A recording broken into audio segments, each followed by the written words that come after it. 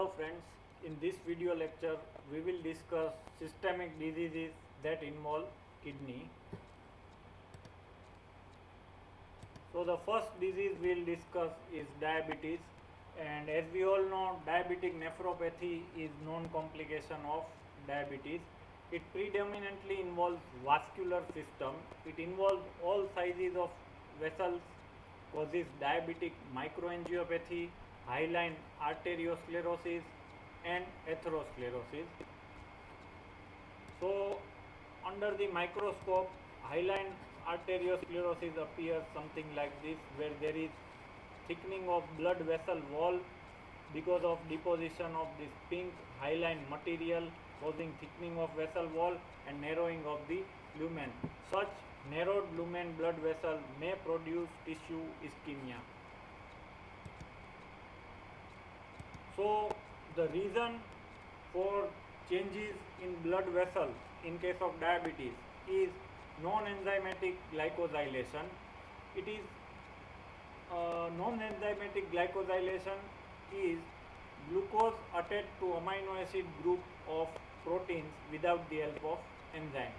The degree of glycosylation is directly proportionate to the blood glucose level, and slow series of chemical rearrangement produces advanced glycosylation and products which are potentially pathogenic.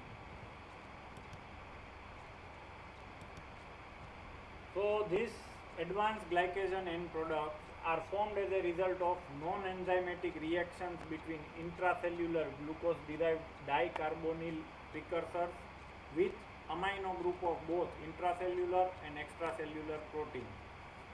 These advanced glycation end products bind to specific receptors which are expressed on inflammatory cells, endothelium and vascular smooth muscles. So the effects of this age-range signaling is release of pro-inflammatory cytokines and growth factor from intimal macrophages, generation of reactive oxygen species in endothelial cells, increased procoagulant activity on endothelial cells and macrophages, and enhanced proliferation of vascular smooth muscle cells and synthesis of extracellular matrix.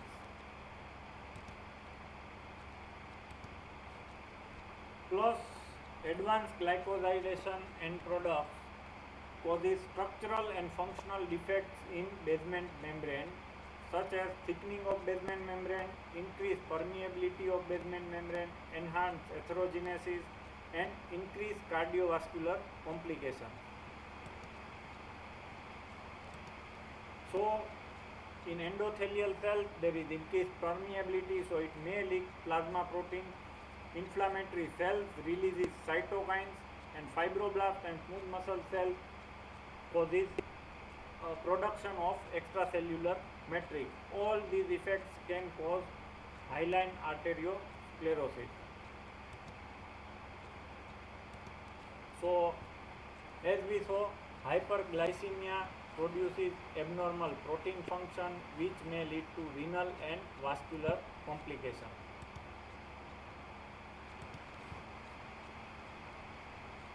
Early and reversible diabetic nephropathy may show microalbuminuria, where there is urinary excretion of albumin up to 30 to 200 mg per liter. This finding precedes other signs of disease by 10 to 15 years.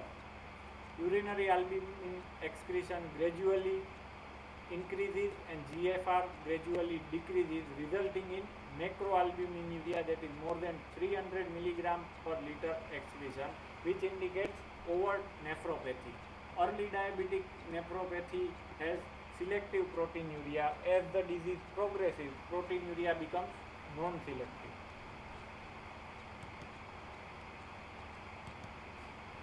So advanced or end-stage kidney disease occurs in as many as 40% of both type 1 and type 2 diabetics. By far the most common lesion involve the glomeruli and are associated clinically with three glomerular syndrome: non-nephrotic proteinuria, nephrotic syndrome and chronic renal failure.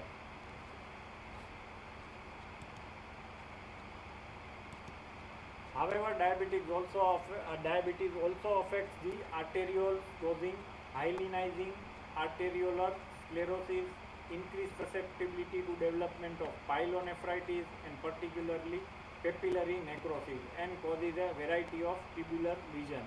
The morphologic changes in glomeruli include capillary basement membrane thickening, diffuse mesangial sclerosis, and nodular glomerulosclerosis. So as we can see in this picture, this is renal papilla, and papillary necrosis is classically associated with diabetic nephropathy. The pathogenesis of diabetic glomerulosclerosis is intimately linked with that of generalized diabetic microangiopathy. What happens is insulin deficiency causes biochemical alteration in glomerular basement membrane, including increased amount of collagen, which is type 4, and fibronectin, and for increased production of reactive oxygen species, which may further damage the glomerular filter. Non-enzymatic glycosylation of proteins, which is known to occur in diabetics and gives rise to advanced glycosylation and products, may contribute to glomerulopathy. It is well known that early stages of diabetic nephropathy are characterized by an increased GFR, increased glomerular capillary pressure, glomerular hypertrophy, and an increased glomerular filtration area. One hypothesis implicates that all these hemodynamic changes have role in initiation and progression of diabetic glomerulosclerosis. So now second systemic disease that involves kidney is systemic lupus erythematosus. It is multi-system disease of autoimmune origin characterized by vast array of autoantibodies, predominantly affects women 9 times more than men.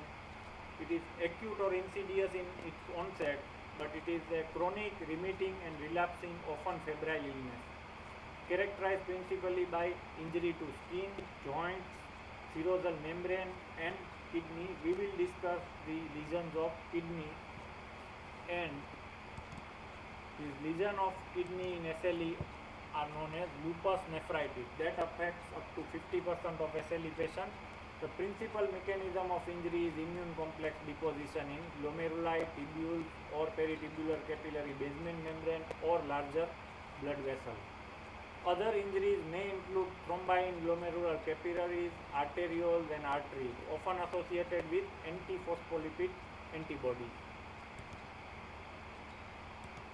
The immune complexes consist of DNA and anti-DNA antibodies, but other antigens such as histone have also been implicated. Both in situ formation and deposition of pre-circulating immune complexes may contribute to injury. Autoantibodies specific for RBC, WBC and platelet opsonize these cells and promote their phagocytosis and lysis. Morphologically, it is classified into 5 categories: class 1 minimal mesangial, class 2 mesangial proliferative, class 3 focal proliferative, class 4 diffuse proliferative and class 5 membranous. However, none of these patterns are specific only for SLE. It can be seen in other diseases. First, mesangial lupus glomerulonephritis, seen in up to 25% of the patient, and it is characterized by mesangial cell proliferation and immune complex deposition without involvement of glomerular capillary. There is no or slight to moderate increase in both mesangial matrix and number of mesangial cells. Granular mesangial deposits of immunoglobulin and complement are always present. Class 3 focal proliferative glomerulonephritis is seen in up to 35% of the patient and is defined by involvement of less than 50% of all glomeruli. The lesion may be segmental, means affecting only some part of glomerulus, or global, involving entire glomerulus. Affected glomeruli may exhibit crescent formation, fibrinoid necrosis, proliferation of endothelial and mesangial cell infiltrating leukocytes, and eosinophilic deposits or intracapillary thrombi, which often correlate with hematuria and proteinuria. As you can see in this microscopic picture, this is one glomerulus showing two necrotizing lesions.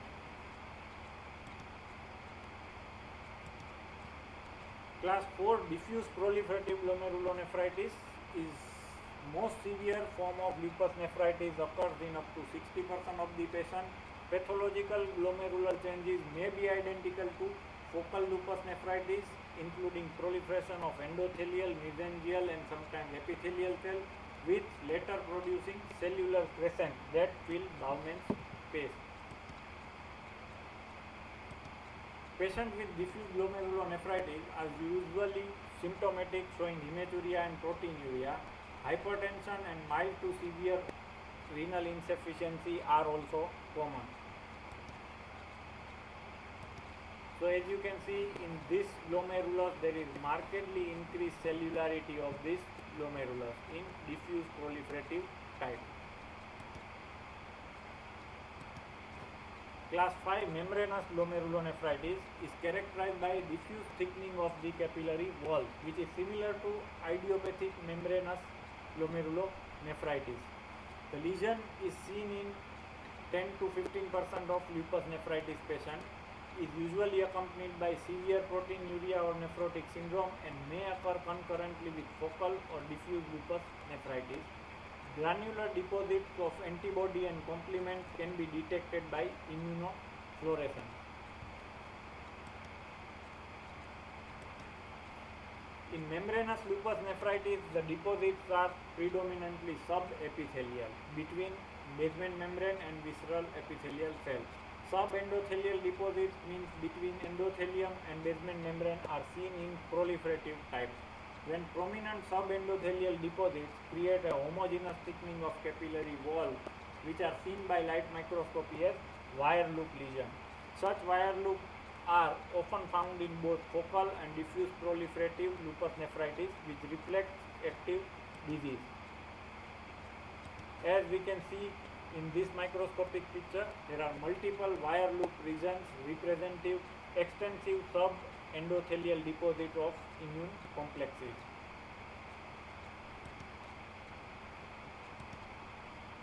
Another systemic disease that involves kidney is Inept-Schölling purpura. This syndrome consists of purpuritic skin lesions characteristically involving the extensor surface of arms, legs as well as buttocks. Abdominal manifestations including pain, vomiting and intestinal bleeding, plus non-migratory arthralgia and renal abnormalities. The renal manifestation occurs in 1/3 of the patient and include gross and microscopic hematuria, nephritic syndrome, nephrotic syndrome or some combination of all.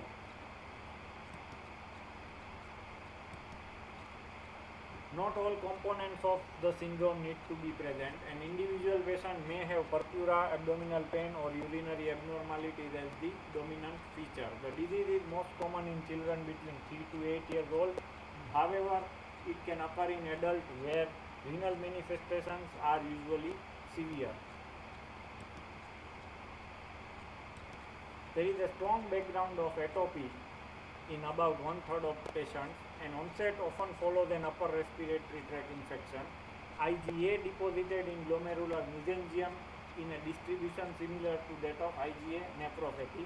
This has led to concept that IgA nephropathy and Inept-Schölling purpura are manifestations of same disease.